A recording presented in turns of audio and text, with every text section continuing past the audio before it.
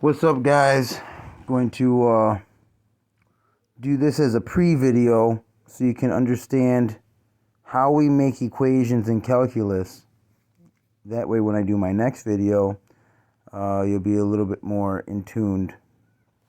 Okay, so on this first video, we're going to derive the equation for circumference and for area. Circumference, though, is involving a proportion, okay? And we know that, because we were taught that the circumference is equal to 2 times r times this number, some random number that we don't know what it is. 3.14, we know what it is, but we're going to pretend as if we don't. So we've played with this circle enough to know that this number that we don't know what it is equal to the total length of the outside of the circle divided by the width across the circle. Okay, that's where we get 3.14 from. So we know enough, we can get this far without even having any measurement tools. Just using pieces of string, we can see with any type of circle, we can see that they carry the same proportion always. All right, that's all we need to know, is that they're always carrying the same proportion of this outer length divided by this cross-sectional length, I mean. And so this is how we're going to make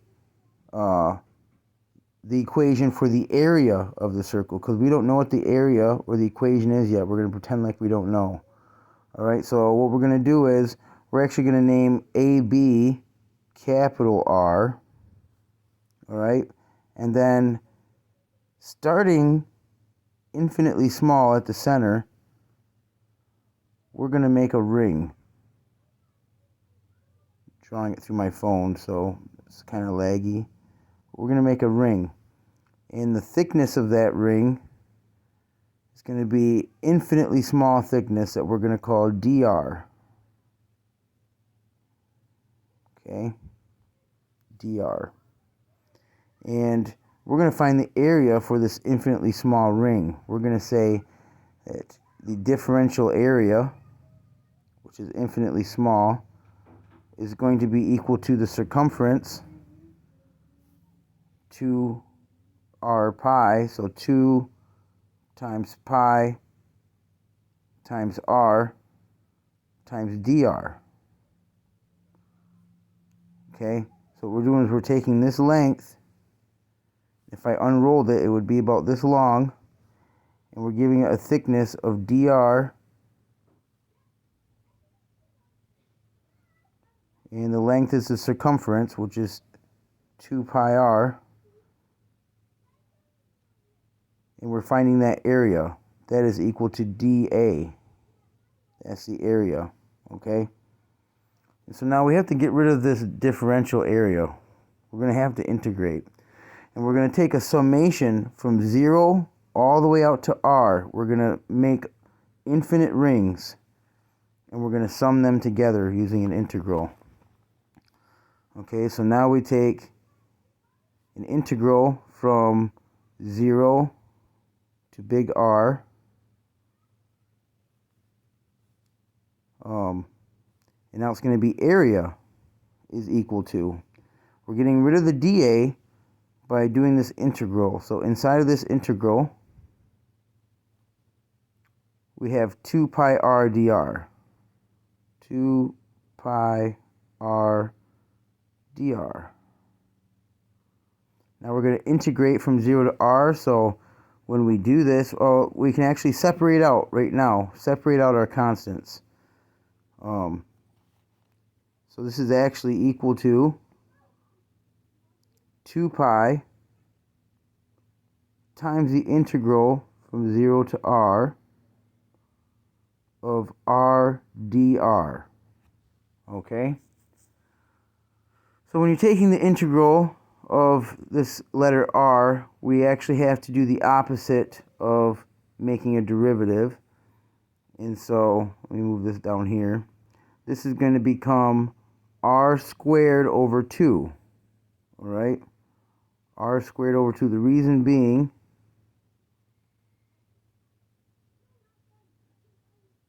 well, this is just a shortcut, okay? I'm not showing you the page-long math of actually solving this.